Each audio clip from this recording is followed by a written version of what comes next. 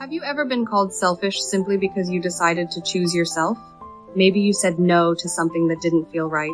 Maybe you stepped back from a relationship that was draining you. Or maybe you stopped being the one who always sacrificed their happiness for the comfort of others. And at that moment, someone probably looked at you and said, "You've changed. You're selfish now." But here's the truth. There is a world of difference between selfishness and self-preservation. And the sad reality is, most people confuse the two. Selfishness is rooted in taking from others without care for their needs. It's when someone expects the world to revolve around them, draining others for their own gain. But self-preservation? That is survival. That is self-respect. That is protecting your emotional, mental, and physical well-being in a world that too often demands that you give until you have nothing left. When you set a boundary, when you say, "I can't do this anymore," or "that doesn't work for me," you are not being selfish. You are being self-preserving. You are reminding the world that your energy, your time, and your heart are not infinite resources for others to drain. The reason people confuse the two is because many benefit from your lack of boundaries. They enjoy the version of you that says yes, even when it hurts. They prefer the version of you who bends, who accommodates, who swallows their discomfort so others don't have to feel theirs. The moment you stop doing that, it threatens them. And so they label it as selfishness because to them, your self-preservation feels like a loss of control. But let me say this clearly, choosing yourself does not make you selfish. It makes you whole. From a psychological perspective, self-preservation is deeply connected to healthy boundaries. Boundaries aren't walls meant to shut people out. They're doors that teach others how to enter your space with respect. People with strong boundaries are not cold, distant, or uncaring. In fact, research shows that they often have healthier, longer-lasting relationships because they do not build them on resentment, guilt, or silent sacrifice. Think about it this way. You don't just attract what you are. You also attract what you allow. If you allow disrespect, manipulation, or neglect, you silently communicate to others that this is acceptable in your world.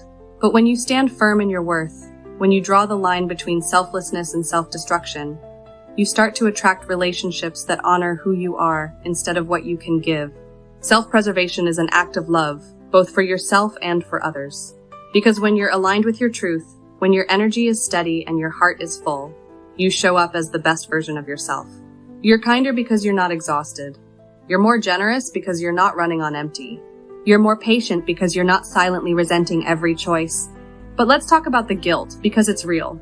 The first few times you set a boundary, you will feel guilty. You'll wonder if you're being too harsh, too cold, too unloving. That's because your nervous system has been trained to equate people-pleasing with safety. Saying yes has been your survival strategy. But over time, as you begin to experience the peace that comes with self-preservation, the guilt starts to fade. And in its place, you feel something you might not have felt in a long time: freedom. When you learn to preserve yourself, you give others permission to do the same. You model what it looks like to say no without shame. You show that it's possible to care for people deeply while also honoring yourself. And slowly, you begin to build relationships that are rooted not in dependency, but in mutual respect and choice. So, the next time someone calls you selfish for setting a boundary, I want you to pause and ask yourself, am I taking from them without care? Or am I simply protecting my energy, my peace, my well-being? 99% of the time, you'll find it's the latter. And if that's the case, you are not selfish. You are self-preserving, and self-preservation is the foundation of a healthy, meaningful, and lasting life. So please do not confuse selflessness with self-destruction. Do not confuse silence with love. And do not confuse self-preservation with selfishness. Choosing yourself isn't an act of greed, it's an act of courage. It's declaring to the world, I matter too. When you live like that, when you preserve yourself without apology, you stop attracting relationships that drain you. You stop tolerating people who only love you for your compliance. Instead, you begin to attract those who respect your boundaries, who value your voice, who honor your worth. Because in the end, you don't just attract what you are. You also attract what you allow. And when you allow yourself to be preserved, protected, and whole, the people who enter your life will mirror that wholeness back to you.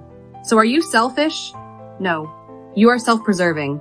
And that might be the most loving, powerful thing you ever learn to be. Thank you for watching. Please subscribe if you enjoy these types of content.